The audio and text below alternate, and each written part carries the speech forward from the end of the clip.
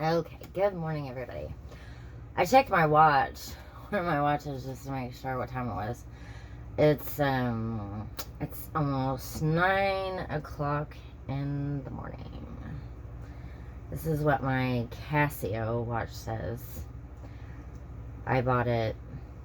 I forgot if I told anybody this. But yeah, I had a dream about Justin Bieber and I forgot. And I was at like this, I would say like, it was like one of those like carnival stands or something, like, and I was like getting something to eat or something, or I forgot. Anyway, and I turned around and then I looked down and I had a watch on and the Justin Bieber was in my watch and he was wearing a blue suit. And then I went and found, like, I had this dream, like, years ago. I forgot, like, how many years ago. I would say, like, 2, 3 years ago. So, yeah. It's not, I'm, like, wearing these watches all the time. And that's why I, like, wear them. I think it's this. Is it this one or this one? I forgot. I think it's this one. Anyway, so there's an album cover that Justin Bieber has. And this song, I noticed there, he has a tattoo on this wrist right here of an angel. And then he has a tattoo of a diamond right here on this wrist. So that's why I like have these watches. I have a pink one. There's a pink one that I have that I've wore for a while. And it's digital. And it was, supposed to represent love, and so I wore it on this wrist. And I just thought that, I was like, is that a coincidence that I had that dream that Justin Bieber's wearing a blue suit, and he's in a watch, and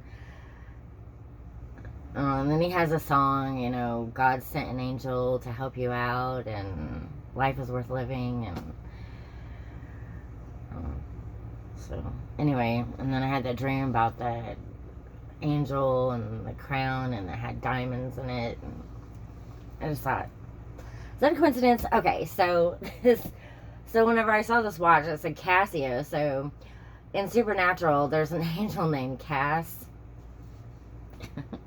Castiel, so that's why I bought this watch, to represent all the angels, so, but not just Castiel, but all the angels. Okay, so anyway. Okay, so it's 9 o'clock in the morning. Okay, so I told you about that dream. Alright. So, okay, I'm gonna do another random book drawing. I told you about that dream. Oh, that was random. Okay, but I thought, well, since I was wearing the watch. Okay, we're gonna do another random book drawing out of my Halloween bucket.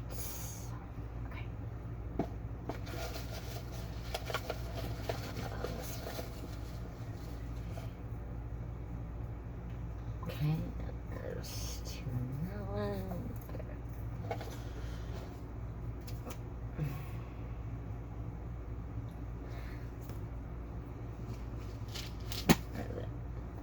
The Oath.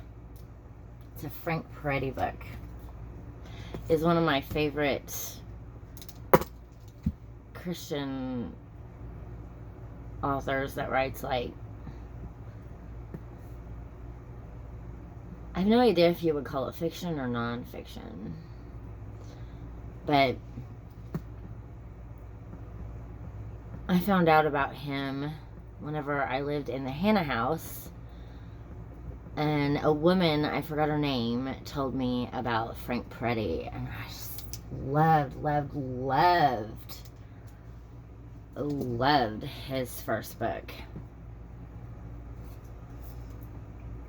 I couldn't put it down. I took it everywhere with me.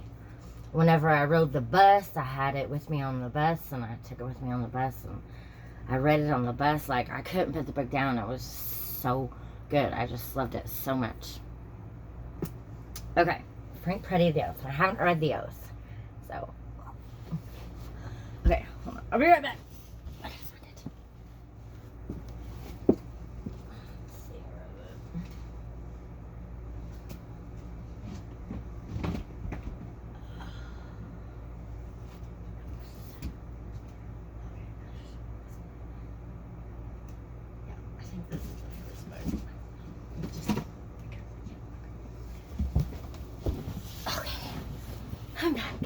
Okay, I have to show you this first book. I think this is the first book. This Present Darkness. I love this. I have a bookmark that Debbie Kirk got me from Israel. Debbie Kirk went to Israel. I have to show you this.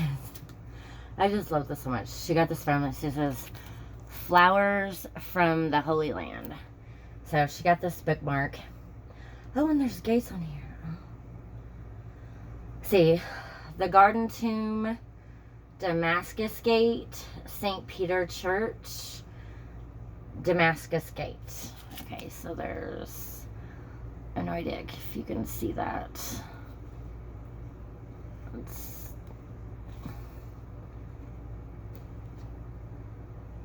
Okay, so Debbie Kirk got me this, and there's my bookmark, and I've read this book like so many times, so I'm like on chapter 16, I think I've read it. I think I've read it at least twice. So there's chapter 16, so yeah. I just thought I'd show that. Oh, and I got a picture of my daughter in here. 7th grade, 2015. Faith Hope Aileen. I named her after my grandma Paxton, Aileen. That was my grandma Paxton's real name, Aileen. That's where Aileen is. Okay. Okay, so love this book. I love it. Okay.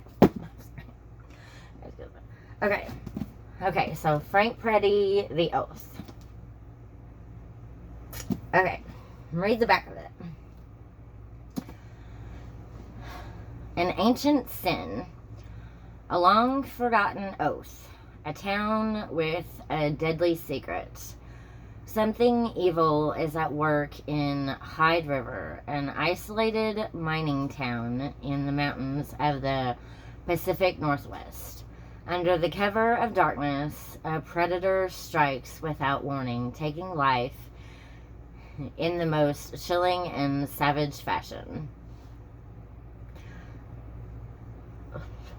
The community of Hyde River watches in terror as residents suddenly vanish.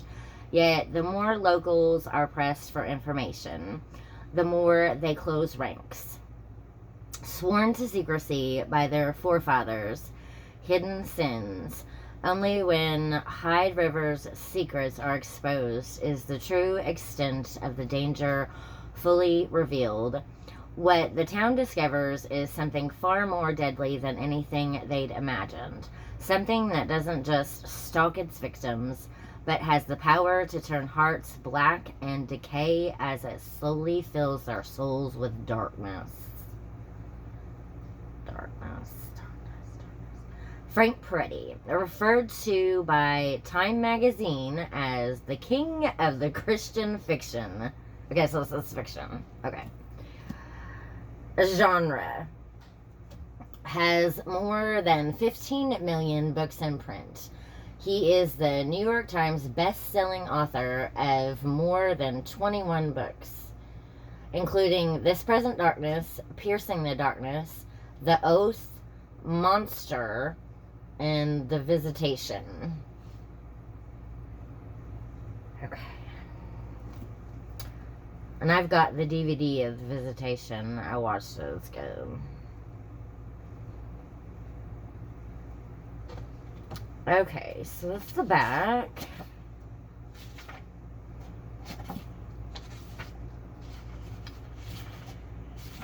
Okay. To Dan, Mike, Chaz, and Dave.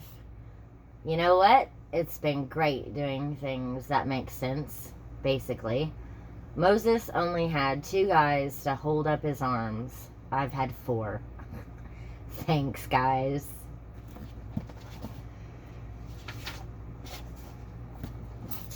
Okay. And this is there's sometimes in books there's like little writings and stuff like before the chapters and stuff. And sometimes books have introductions and prefaces and stuff like that. But this one just has like a little writing before the chapter. So, okay, that's what this is. Okay. 27 people died that I know of, and I can only guess that the others fled with whatever they could carry away. I could hear the screams and the shooting all night long, and I dared not venture out. The Reverend Du Bois was left hanging. The Reverend Du Bois was left hanging in Hyde Hall until this afternoon. I informed Ben and the others that I would not attend the signing of the charter until the body was removed. So Ben ordered him to cut down, taken out, and buried with the others. By late afternoon, the men who remained in Hyde River were back in the mines as if nothing had happened. And I also attended to my business. After nightfall, we gathered in Hyde Hall under the cover of darkness and signed the charter. With the signing of our names, we took the oath of silence. So I cannot speak of these things, but only write them secretly. The trouble is over, but I am no happier. I am afraid of what we have done. I am afraid of tomorrow. From the Diary of Holly Ann Mayfield, July 19th, 1882. Okay, so that's the little writing before chapter 1. There's chapter 1. Okay, so that's all for this video. That's the back and the two such and such and the little writing before that. Okay, thank you for watching.